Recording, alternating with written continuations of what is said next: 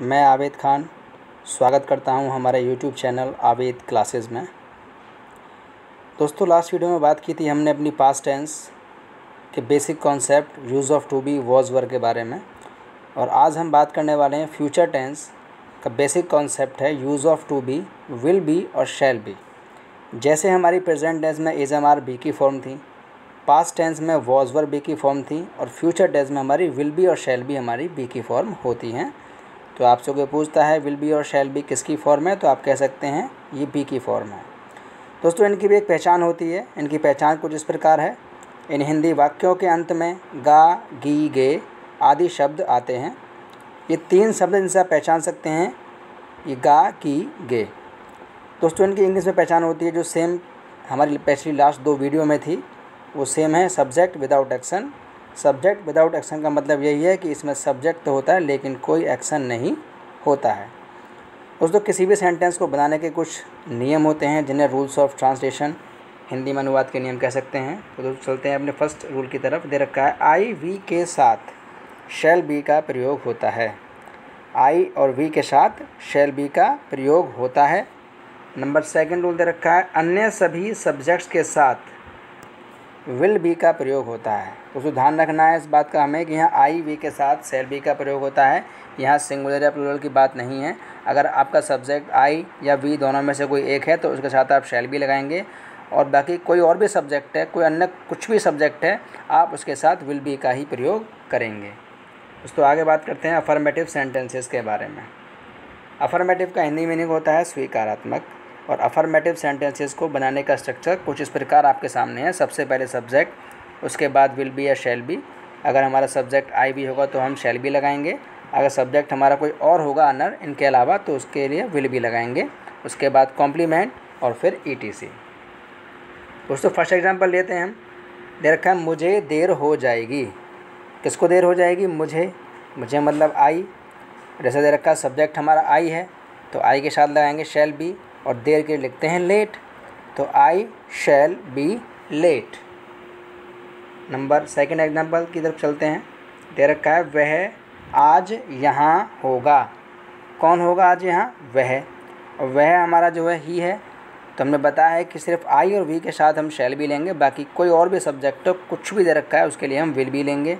तो ही आ गया, और विल बी, और यहाँ के लिए हियर, और आज के लिए टुडे, तो he will be here today. Number third दे रखा है वे मेरे साथ होंगे। कौन होंगे? वे। अब वे हमारा दे होता है, और बताया हमने आपको सिर्फ आई वी के साथ ही शैल बी लिखेंगे, बाकी सबके साथ विल बी। तो दे सब्जेक्ट है हमारा, दे सबसे पहले आ गया, उसके बाद विल बी, और मेरे साथ के लिए विद मी, तो they will be with me. Number fourth example है हमारा मीटिंग 5 बजे समाप्त होगी। क्या समाप्त होगी? मीटिंग। तो द मीटिंग, और उसके बाद हमारा ये बताया हमने आपको आई वी के साथ ही शैल बी लेंगे, बाकी सबके साथ विल बी। तो द मीटिंग विल बी, और समाप्त के लिए over, the meeting will be over. और मीटिंग कब समाप्त होगी? 5 बजे, एट 5। आप चाहे तो एट 5 o'clock भी बोल सकते हैं, या एट 5 भी आपका चलेगा, आप जैसे चाहें ऐसे बोल सकते हैं। नंबर आगे बात करते हैं दोस्तों नेगेटिव सेंटेंसेस की। नेगेटिव का हिंदी मीनिंग होता है दोस्तों नकारात्मक, और इसके भी कुछ नियम हैं जिन्हें हम रूल्स ऑफ ट्रांसलेशन हिंदी में अनुवाद के नियम कह सकते हैं। दोस्तों, इसका एक ही नियम है, विल शैल के बाद नॉट का प्रयोग होता है। विल शैल के बाद नॉट का प्रयोग होता है। दोस्तों, नेगेटिव सेंटेंस बनाने का स्ट्रक्चर कुछ इस प्रकार आपके सामने है। सबसे पहले सब्जेक्ट आएगा, उसके बाद विल शैल, उसके बाद नॉट, उसके बाद बी, फिर कॉम्प्लीमेंट और ETC। फर्स्ट एग्जांपल ये दोस्तों लेते हैं। दे रखा है मैं कल दावत में नहीं होऊंगा। कौन दावत में नहीं होऊंगा? मैं। तो मैं के लिए आई लिखते हैं, और आई के साथ बताया हमने आपको शैल यूज़ करते हैं, शैल बी। लेकिन यहाँ पर शैल बी यानी कि बीच में नॉट आएगा, शैल बी के नॉट। तो दे रखा है आई शैल। देखिए दे रखा है हमारा स्ट्रक्चर में सब्जेक्ट आ गया, उसके बाद शैल, उसके बाद नॉट, फिर बी, और दावत में की इन द पार्टी, और कल के लिए टुमारो। हमने कल के लिए टुमारो क्यों लिखा है? क्योंकि ये आने वाले कल की बात है। अगर बीते हुए कल की बात होती है तो वो पास्ट में होती है, ये फ्यूचर की बात है, तो इसलिए हमने यहाँ पर टुमारो लिखा है। तो I shall not be in the party tomorrow. Number second example दे रखा है हमारा रजनी कमरे में नहीं होगी। कौन कमरे में नहीं होगी? रजनी। अब रजनी आपको बताया है कि ये आई भी है, नहीं है, आई भी के साथ शैल भी लेंगे, बाकी सबके साथ विल भी, तो रजनी विल नॉट बी, और कमरे में कि इन द रूम, तो Rajni will not be in the room. Number 3 example, पापा जी घर पर नहीं होंगे। कौन घर पर नहीं होंगे? पापा जी। पापा जी सब्जेक्ट है यहाँ पर, तो फादर, ऐसा बता चुके हैं पहले भी आपको बार बार कि आई वी के साथ ही शैल भी लेंगे, बाकी सबके साथ विल भी, तो father will not B at home, father will not B at home. Number 4 example, मैं भूखा नहीं रहूँगा। कौन भूखा नहीं रहेगा? मैं यानी कि आई के साथ बताया हमने आपको शैल भी यूज़ करते हैं, तो आई शैल लगा दिया और शैल के बाद नॉट, जैसा दे रखा है हमारे स्ट्रक्चर में, नॉट, और बी भूखा के लिए hungry, I shall not be hungry. आगे चलते हैं दोस्तों, बात करेंगे इंटरोगेटिव सेंटेंसेस के बारे में। दोस्तों इंटरोगेटिव का हिंदी मीनिंग होता है हमारा प्रश्नवाचक, और इंटरोगेटिव सेंटेंसेस बनाने के कुछ नियम होते हैं जिन्हें रूल्स ऑफ ट्रांसलेशन, हिंदी में अनुवाद के नियम कहते हैं। सबसे पहला नियम दे रखा है दोस्तों, जैसा हमारा पहले 2 वीडियो में जो नियम था बिल्कुल वही नियम है। यदि हिंदी वाक्य में क्या शब्द सबसे पहले या बाद में आए तो, यदि हिंदी वाक्य में क्या शब्द सबसे पहले या बाद में आए तो विल शैल को सब्जेक्ट से पहले लिखते हैं। देखिए प्रेजेंट टेंस में वहाँ एजएमआर थे, पास्ट टेंस में वॉज वर थे, और यहाँ पर विल शैल हैं फ्यूचर टेंस में। बाकी रूल जो आपका वही है, यदि हिंदी वाक्य में क्या शब्द सबसे पहले या बाद में आए तो विल शैल को सब्जेक्ट से पहले लिखते हैं। नंबर 2 रूल दे रखा है हमारा, यदि हिंदी वाक्य के बीच में प्रश्नसूचक शब्द कब, कौन, कहाँ, कैसे, क्यों, कौन सा, किसका आदि, इन्हें हम बोलते हैं प्रश्नसूचक शब्द, आए तो सबसे पहले प्रश्नसूचक शब्द यानी कि क्वेश्चन वर्ड की अंग्रेजी, फिर विल शैल आदि लिखते हैं। यानी कि पहले क्वेश्चन वर्ड की अंग्रेजी आएगी, यानी कि हमारी सबसे पहले अगर हमारा सेंटेंस के यानी कि हिंदी वाक्य के बीच में प्रश्नसूचक शब्द दे रखा है तब। नंबर 3 की बात करते हैं। नंबर 3 हमारा जो पिछली लास्ट वीडियो में जो बिल्कुल सेम रूल वही है जो हमारी पिछली लास्ट की प्रेजेंट टेंस की एजएमआर में था और पास्ट टेंस के वॉज वर में था, यहाँ भी सेम है। इंटरोगेटिव सेंटेंस नेगेटिव हो तो सब्जेक्ट के बाद नॉट का प्रयोग होता है। इंटरोगेटिव सेंटेंस नेगेटिव हो तो सब्जेक्ट के बाद नॉट का प्रयोग होता है। दोस्तों ध्यान रखना है इस बात का बिल्कुल हमें। आगे नंबर 4 रूल बिल्कुल वही भी सेम है कि इंटरोगेटिव सेंटेंसेस के अंत में प्रश्नसूचक चिन्ह यानी कि जैसे इंग्लिश में इंटरोगेशन मार्क या क्वेश्चन मार्क कह सकते हैं, जो ब्रैकेट में बना हुआ है वो लगाया जाता है हिंदी इंग्लिश दोनों के अंत में। जैसा कि हमने बताया आपको पिछली अपनी लास्ट के 2 वीडियो में कि इंटरोगेटिव सेंटेंसेस 2 प्रकार के होते हैं। नंबर 1 होता है यस और नो टाइप क्वेश्चंस, लिखा हुआ है ब्रैकेट में आपके हिंट के लिए फिर से कि क्या सबसे शुरू या क्या शब्द बिल्कुल लास्ट में आए तो वो हमारे यस और नो टाइप क्वेश्चन की कैटेगरी में आते हैं। और यस और नो टाइप क्वेश्चंस बनाने का जो हमारा स्ट्रक्चर है वो इस प्रकार है। सबसे पहले विल शैल आएगा सब्जेक्ट के हिसाब से, सब्जेक्ट अगर आई भी होगा तो शैल आएगा और अन्य सब्जेक्ट कोई और होगा तो विल आएगा। फिर सब्जेक्ट दे रखा है, उसके बाद नॉट, फिर बी, फिर कॉम्प्लीमेंट और उसके बाद ईटीसी। नॉट ब्रैकेट में क्यों है हम बता चुके हैं अभी लास्ट 2 वीडियो में, फिर बताया दोबारा आपको एक बार। नॉट हमें तभी लिखना है जब हिंदी वाले वाक्य में नहीं दे रखा है। दोस्तों नॉट हमें तभी लिखना है जब हिंदी वाले वाक्य में नॉट यानी कि नहीं दे रखा है, नॉट तभी लिखेंगे हम। नंबर 2 टाइप होता है WH टाइप क्वेश्चंस। हिंट दे रखा है ब्रैकेट में हमने, बीच में प्रश्नसूचक शब्द यानी कि कब, कौन, कहाँ, कैसे, कौन सा, किसका, ये हमारे शब्द होते हैं, इन्हें हम बोलते हैं क्वेश्चन वर्ड। ये अगर ये बीच में आते हैं तो वो WH टाइप क्वेश्चंस की कैटेगरी में आते हैं। और WH टाइप क्वेश्चंस बनाने का जो स्ट्रक्चर कुछ इस प्रकार है, सबसे पहले क्वेश्चन वर्ड आएगा, उसके बाद विल शैल सब्जेक्ट के हिसाब से, फिर सब्जेक्ट नॉट, उसके बाद बी, उसके बाद कॉम्प्लीमेंट और उसके बाद ETC। दोस्तों देखा आपने कि जो यस नो टाइप क्वेश्चन है और WH टाइप क्वेश्चन में सिर्फ एक ही अंतर है कि यहाँ पर जो यस नो टाइप वाला है वो बिल्कुल सेम है WH टाइप वाले में, बस WH टाइप वाले में सबसे पहले क्वेश्चन वर्ड लिख दिया है, बाकी वो हमारा यस नो टाइप क्वेश्चन वाला रूल है बिल्कुल सेम, आप देख सकते हैं। बाकी कोई खास अंतर नहीं है, बस एक अंतर दे रखा है कि WH टाइप वाले में सबसे पहले क्वेश्चन वर्ड लिख दिया है, बाकी सेम रूल उसके बाद यस नो टाइप क्वेश्चन वाला रूल है हमारा। दोस्तों आगे बढ़ते हैं, फर्स्ट एग्जाम्पल लेते हैं। क्या रेलगाड़ी प्लेटफार्म पर होगी? क्या रेलगाड़ी प्लेटफार्म पर होगी? तो क्या होगी यानी क्या वाला सेंटेंस है, तो ये यस नो टाइप क्वेश्चन हुआ। सबसे पहले विल शैल आएगा क्योंकि द ट्रेन है, तो द ट्रेन है सबसे पहले सब्जेक्ट है तो विल आ गया, क्योंकि हमें पता है कि आई वी के साथ ही शैल लगाते हैं, बाकी सबके साथ विल लगाएंगे। सबसे पहले विल आ गया, उसके बाद सब्जेक्ट द ट्रेन, उसके बाद फिर बी आएगा क्योंकि नहीं इसमें सेंटेंस में है नहीं तो नॉट लिखेंगे नहीं, उसके बाद बी, उसके बाद प्लेटफॉर्म पर की स्पेलिंग होती है at the platform. Will the train be at the platform. और देखिए हिंदी इंग्लिश दोनों के हमने वाक्य में हमने क्वेश्चन मार्क लगाया है। आगे बात करते हैं नंबर 2 एग्जाम्पल। क्या कल तक हम जयपुर में होंगे? क्या कल तक हम जयपुर में होंगे? तो कौन होंगे जयपुर में? हम, यानी कि हम के लिए वी।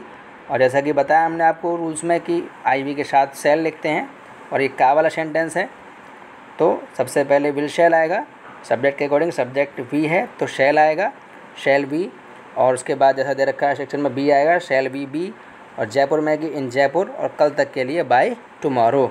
यहाँ पर बाय टुमारो की जगह हम टिल टुमारो भी लिख सकते हैं, आप जो चाहें वो लिख सकते हैं। ये ऐसे बन सकता है shall we be in Jaipur till tomorrow, या फिर shall we be in Jaipur by tomorrow. Number 3 example दे रखा है, वह खुश क्यों नहीं होगी? तो क्यों दे रखा है, हमारा क्वेश्चन वर्ड है, यानी कि तो ये सबसे पहले पता लगा है कि क्वेश्चन वर्ड है, तो WH टाइप क्वेश्चन की कैटेगरी का है, तो सबसे पहले क्वेश्चन वर्ड आएगा, उसके बाद विल शैल। तो हमारा सब्जेक्ट क्या है? वह, तो वह शी है, तो उसके साथ विल लेंगे। सबसे पहले क्वेश्चन वर्ड आ गया वाई, उसके बाद विल, जैसा कि हमारा दे रखा है स्ट्रक्चर में, सबसे पहले क्वेश्चन वर्ड उसके बाद विल शैल, तो विल ले दिया, उसके बाद सब्जेक्ट दे रखा है शी, और उसमें देखो नहीं दे रखा है, तो सब्जेक्ट के बाद क्या है? नोट लिखना है हमको, तो शी सब्जेक्ट है तो नोट लिख दिया हमने, उसके बाद बी, और खुश के लिए हैप्पी, तो why will she not be happy? Why will she not be happy? Number 4 example की तरफ चलते हैं दोस्तों। नंबर 4 एग्जाम्पल है, तुम कल इस समय कहाँ होगे? तुम कल इस समय कहाँ होगे? तो कहाँ क्वेश्चन वर्ड है, और ये WH टाइप क्वेश्चन कैटेगरी का सेंटेंस है, तो सबसे पहले क्वेश्चन वर्ड आएगा, उसके बाद विल शैल, फिर सब्जेक्ट, फिर नॉट, फिर बी, उसके बाद कॉम्प्लीमेंट, फिर ETC। तो कहाँ दे रखा है? सबसे पहले वेयर आ गया, और सब्जेक्ट हमारा यू है तो उसके हिसाब से विल आ गया है, उसके बाद फिर यू आ गया, उसके बाद बी, फिर इस समय की स्पेलिंग होती है एट दिस टाइम, और कल के लिए टुमारो, तो where will you be at this time tomorrow. दोस्तों फिर आगे बात करते हैं इंपॉर्टेंट पॉइंट के बारे में।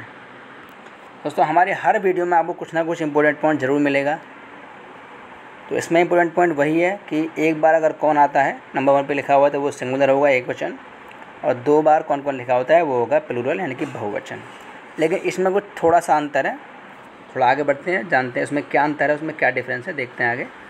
अफर्मेटिव सेंटेंसेस बनाने का जो नियम है वो सबसे पहले ये है कि सबसे पहले हु आएगा, उसके बाद विल बी, उसके बाद कॉम्प्लीमेंट प्लस ETC। जब आप देख रहे हैं कि यहाँ पर हमने शैल भी नहीं लिखा है, ऐसा बताया हमने आपको, रूल क्या है कि आई वी के साथ ही हमारा सिर्फ शैल भी आएगा, बाकी कुछ भी हो अन्य सब्जेक्ट उसके साथ विल भी ही आएगा।